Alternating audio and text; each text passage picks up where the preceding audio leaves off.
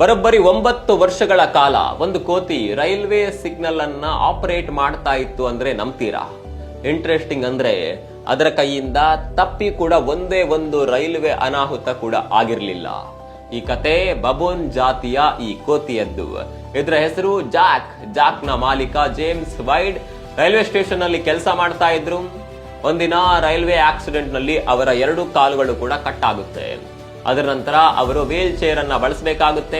Jack ಪ್ರತಿದಿನ ಅವರನ್ನ wheel chair ನಿಂದ ತಳ್ಳಿಕೊಂಡು ರೈಲ್ವೆ ಸ್ಟೇಷನ್ ಕರೆದುಕೊಂಡು ಹೋಗ್ತಾ ಇತ್ತು. ಬೇಗನೆ ಕೋತಿಗೂ ಕೂಡ ರೈಲ್ವೆ ಸಿಗ್ನಲ್ ಗಳನ್ನ ಆಪರೇಟ್ ಮಾಡೋದನ್ನ ಅವರು ಕಲಿಸ್ತಾರೆ. ಹೀಗೆ ರೈಲ್ವೆ ಸಿಗ್ನಲ್ ಕಲಿತಾ ಜಾಕ್ ಪ್ರತಿದಿನ ಮಾಲೀಕನ ಮಾರ್ಗದರ್ಶನದಂತೆ ರೈಲ್ವೆ ಸಿಗ್ನಲ್ ಗಳನ್ನ ಆಪರೇಟ್ ಮಾಡ್ತಾ ಇತ್ತು. ರೈಲ್ವೆ ಅಥಾರಿಟಿ ಜಾಕ್ ನ ಬುದ್ಧಿಶಕ್ತಿ ಮತ್ತು ಚಾಣಾಕ್ಷತೆಯನ್ನ ನೋಡಿ ಅಫಿಷಿಯಲ್ ಆಗಿ ಸಿಗ್ನಲ್ ಮ್ಯಾನ್ ಆಗಿ ಕೆಲಸ ಕೊಡ್ತಾರೆ. ಈ ಕೆಲಸಕ್ಕಾಗಿ ಪ್ರತಿದಿನ 20 ಸೆಂಟ್ಸ್ ಸಂಬಳ ಸಿಗ್ತಾ ಇತ್ತು. ಹೀಗೆ ಜಾಕ್ 9 ವರ್ಷಗಳ ತನಕ ಸೌತ್ ಆಫ್ರಿಕಾ ರೈಲ್ವೆ ಸ್ಟೇಷನ್ ನಲ್ಲಿ ಸಿಗ್ನಲ್ ಮ್ಯಾನ್ ಆಗಿ ಕೆಲಸ ಮಾಡುತ್ತೆ. 1881 ರಿಂದ 1890 ಇದು ಯಾವುದೇ ಒಂದು ಮಿಸ್ಟೇಕ್ ಕೂಡ ಮಾಡಿಲ್ಲ. ಕೊನೆಗೆ 1890ರಲ್ಲಿ ಕ್ಷಯ ರೋಗದಿಂದ ಇದು ಸಾಯುತ್ತೆ.